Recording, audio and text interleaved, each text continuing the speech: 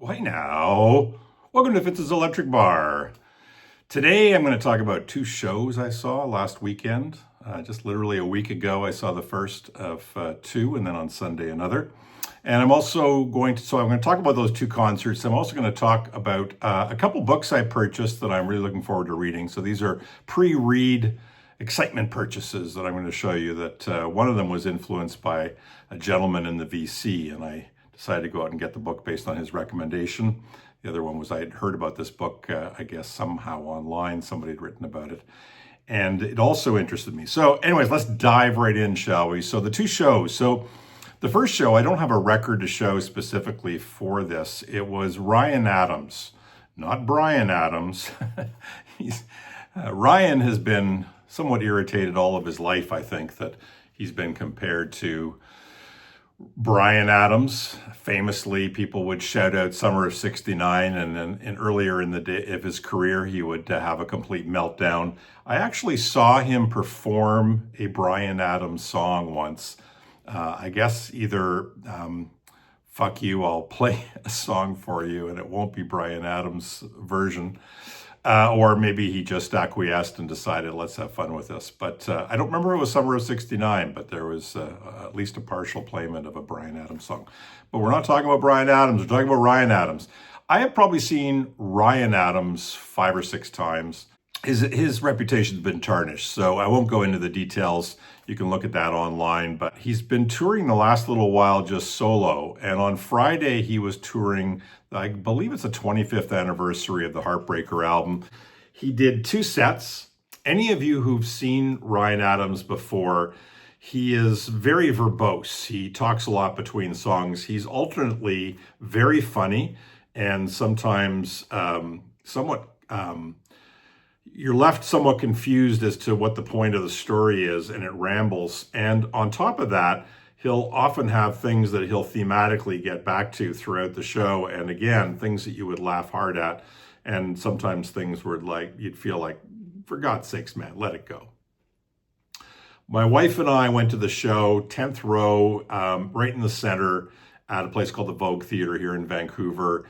Great place to see a show, small venue. 2 sets from Ryan, mostly solo. There were moments, as there always are in a Ryan Adams show, that were so beautiful, so delivered with such emotion and authenticity, was just staggering. One of which was actually a cover version of Somewhere Over the Rainbow. And he played a piano that had that sort of old, slightly out of tune quality to it.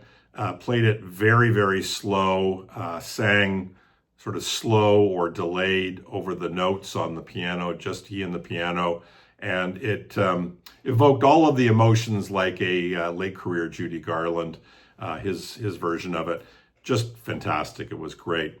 One of the things I found now at my advanced age is that I don't always feel like I need to stick around for the whole show, especially if the show is going to be 2+ hours, which this was.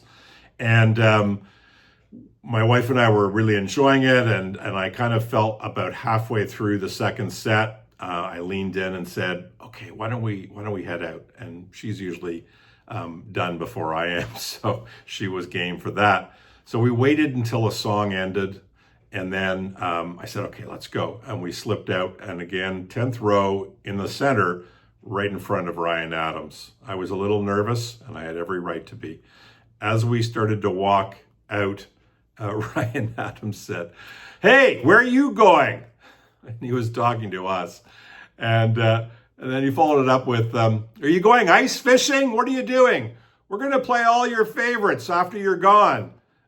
And I just did not want to turn around. I didn't want to engage. So as we were walking out, my back to him, I'm just going like this, like, yeah, it's all good. It's all good. And we slipped out the door. And I felt a kind of a strange badge of honor that I had been heckled by Ryan Adams for leaving his show early. And it wasn't a reflection of the show. It was a good show. Ryan, if you're watching, I did enjoy it very much, and I apologize. There you go, Ryan Adams. Good show. If he's still on tour near you, always worth going to see him. Second show was a killer. So it was Nick Cave and the Bad Seeds, and this was at a slightly bigger venue, the Queen Elizabeth Theatre, actually more than slightly bigger. We had these great seats. We were in the second row in the first balcony, which isn't really even that high up. It's just slightly elevated. You're really not that far back. He's touring, of course, the Wild God record. Sorry for the cellophane on that. This was a transparent clear vinyl with a 12-inch album print included. It's funny, I mentioned before on one of my videos that it didn't really seem like this was anything particularly special in terms of the artwork. Before the show, I received a package, and the package included a piece of art, which is this. You can see that Wild God is punched out. And if you've seen the show, this actually has some meaning because some of the key lyrics are actually projected. Ooh, that's kind of neat. Got a little bit of a interesting light to that. Projected behind he and the band, and that was actually very effective. And especially as my friend Eli said, if you weren't familiar with his music, which he wasn't, to be able to get some of those lyrics and be able to connect that with the music. Because no matter how good the sound is, you're not usually hearing the lyrics in any great detail. So got this, which is kind of cool. And here was the description of it. This is a replica of the original Wild God plastic mold created and photographed for the Nick Cave and Bad Seeds album cover art by Thunderwing. So there's a little description there that I just read. And also came with Nick Cave and the Bad Seeds tote bag. Made out of some nice, thick cotton material. So again, tote bags are fine. But this wasn't something I expected. I don't know. I think I got some sort of premium seats. And ironically, I ended up selling them and going to join a friend of mine in the seats that he had. So there you go. Sorry to the person who didn't get this, but it was sent to me because of, I guess, the address on the purchase of my tickets. Now to the show. Wow. So I've seen Nick Cave many times. I've seen Nick Cave solo. I've seen Nick Cave with the Dirty Three. I've seen Nick Cave and Warren Ellis on the previous tour, Carnage. And with the Bad Seeds, I don't know, 3 or 4 times, I guess. This was the show. So I've always enjoyed seeing him live.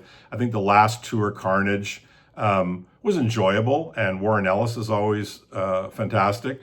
But it did drag a little bit, to be honest, and it wasn't maybe my favorite show. And what I've experienced with Nick Cave in the past was that he would have moments of absolute brilliance and really capture the moment, and other times when it seemed a bit like Nick Cave was doing Nick Cave.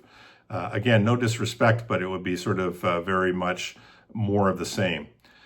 This tour was really different. I struggle a little bit with trying to determine what was it that made it different, but the band members, so we had the Bad Seeds, I believe it's Colin Greenwood was doing the bass. I don't know the Bad Seeds all by name, so I apologize for that, but of course there's Warren Ellis, who was just magnificent. I mean, and just, it's so great when you've got someone who is so riveting like Nick Cave, and then you've got somebody else in the band who is also really fun to look at, so that you have something else to focus on, and it's not just strictly Nick Cave. And there was more than Warren Ellis, but he would jump up onto his chair. He was playing his violin with just absolute manic energy, leaning back, doing the big kicks, the leg kicks like he's a chorus line guy, a twisted, messed up chorus line guy who's been spending too much time in the back alleys. But they had 4 backup vocalists in these great silver lame kind of reflective outfits, 3 women, 1 man, that created the tremendous, I guess, choral and or like gospel quality that was all over the Wild God record. Just created a beautiful, lush, full background vocal quality to the performances. The drummer of the Bad Seeds, I apologize because I don't have his name on the top of my tongue, or at the tip of my tongue, but just great. He had these big kettle drums that he played sometimes, but not too much. His percussive stuff, what he was doing was great. Somebody else was hitting the bells and doing other bits of percussion as well as playing keyboards. There was a woman who was doing keyboards and backup vocals who was exquisite, just like so good. And the guitar work was just fantastic as well. But the nature of the show, I think, first of all, they're touring an album that I think most people would regard as a really great record, Wild God. I also think that something about the pacing of the show and the nature of all of the band members, the visuals that were projected behind him, as I said, sometimes they would be the lyrics that would be punching through, much like the Wild God cover. Sometimes there would be, when things would get really manic, they'd have these black and white cameras where they'd be zooming in on on band members. And the way that it reinforced the dynamism of the performance was really good. You might find it like a little bit chaotic, but it seemed to me to be perfectly in sync with the music. The choice of the songs, just a great flow. Nick would play on the piano. Sometimes it would be very much foreground. Sometimes it would be very much as part of the band. The high energy stuff from Ghosteen, and quieter stuff.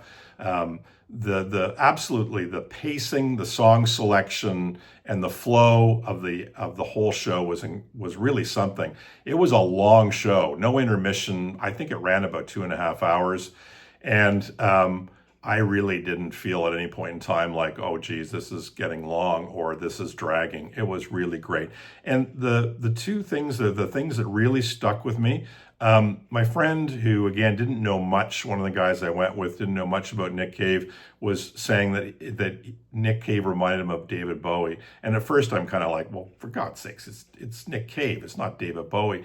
But there were moments in the performance where I understood what he was saying and maybe the theatricality. I mean, Nick Cave is Nick Cave, he's not David Bowie.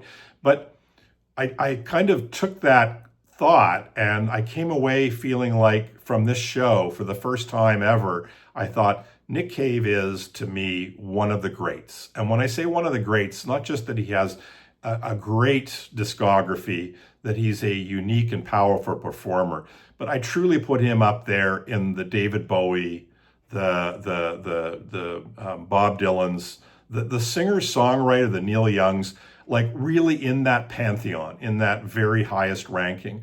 And this show, for me, proved that he is capable of it and he delivers at that level. He really was, and his band really was transcendent. Like the whole experience was transcendent. It was very powerful, very emotional, lots of shivers down the spine. I just thought it was fantastic. So Nick Cave, I think he's just finishing off his tour. He's doing something, I think 1 or 2 more shows in California, and he's done right after us. He went down to Seattle, and I had a friend who went down to that show, was I think Mazzy and Todd and many others, I'm sure, in the VC community were at that Seattle show. Would love to hear what anybody else had to say. I've shared my thoughts with John over at the Sonic Obsession, and we both agreed that it was really something else, really, really something special. So Nick Cave and the Bad Seeds and Wild God tour, one for the ages, just really, really good. And I loved it. So just to wrap up, some books. So I've been mostly taking books out of the library, and I've got a couple here that I'm looking forward to. A podcast that I really love, and he also has an Instagram account, David Hepworth, just came out with a new book called Hope I Get Old Before I Die, referencing the old Who song. And this is about why rock stars never retire. Haven't read this yet, but I'm really looking forward to it. I love David Hepworth's take on music.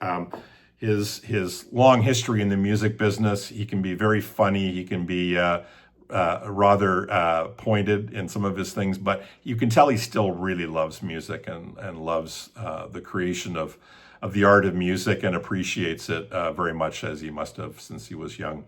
And that really comes through. The other one is, I had read White Bicycles. I don't remember, maybe Mazzy and a few others, I'd heard good things about it. And it was about Joe Boyd's early days. and working at Newport Folk Festival, and working with other different blues acts, and working with Fairport Convention and Sandy Dennis and others. My understanding from listening to an interview with Joe Boyd about this book is he's talking a lot about the influence of African music, going back to the origins of African music on Western music, and how it permeates through everything, absolutely everything. We often think about country and rhythm and blues and the blues as being the essence, or the reservoir from which rock and roll is drawn from. And I think Joe Boyd with this book goes back further than that and looks at Africa really as the starting point for what has become rock and roll and R&B and all that kind of stuff. Two books that I purchased.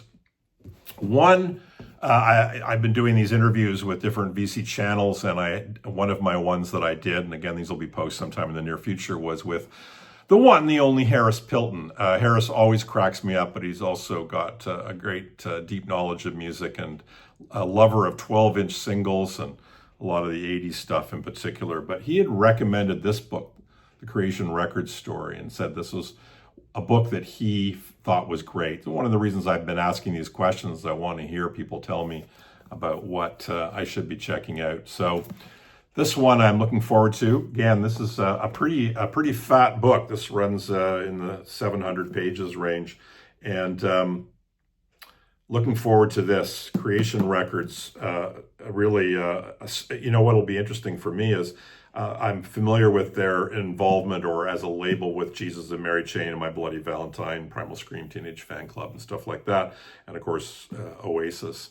But I love a story of entrepreneurship, of starting up something, and all of the hardship of getting it off the ground. And of course, the success of the label in part depends on not only the persistence of the founders, but also the success with which they're able to bring forward the acts that they believe are worthy of public attention. And if they're not successful, if those acts don't reach a level of success, the label can't survive, and unless they have a tremendous amount of family money. So again, I'm looking forward to reading this. And finally, Peter Goddard, and this is a series of essays he wrote. He passed away, I don't know, maybe 5 years ago. Peter Goddard was a music critic and arts critic for the Toronto Star, which is, I guess, Canada's, certainly Toronto's biggest newspaper. And I can remember as a youth reading reviews. Almost every concert that I went to in the late 70s and through the 80s, there'd be a Peter Goddard review in the Toronto Star, and I was always interested in what he had to say. He was a guy that was critical, in the sense that he had a critical eye for whether a show was a good one or not, and what was good about it and what wasn't. But he also really seemed to love and appreciate music. Sometimes when a music critic or somebody would review either records and or live shows, you got the sense when you were reading it that they really didn't know the artist at all. They had no appreciation for the artist and or no knowledge of their discography or their importance in the grand scheme of rock and roll. And with Peter Goddard, you knew that he was familiar with their music, and often you got a sense of that he was a fan of their music, so that he brought a great perspective when he would write about a live show that a band would give, or when he'd write about a record that he felt was important or that maybe disappointed. So always must read Peter Goddard. This is called One Foot on the Platform, A Rock and Roll Journey. It's a series of essays that he wrote reflecting, I guess, back on, for the most part, reflecting back on music that he had written about and seen in his years as a movie and arts critic for the Toronto Star. And I think also some of his past articles, because he died before this was completed. Some of the articles that he'd written about different artists, Gordon Lightfoot, Led Zeppelin, Anne Murray, Leonard Cohen, etc. Those articles that had been written are captured here as well for posterity. So That's a good one. So 2 concerts, 4 books, carpe diem, MFs.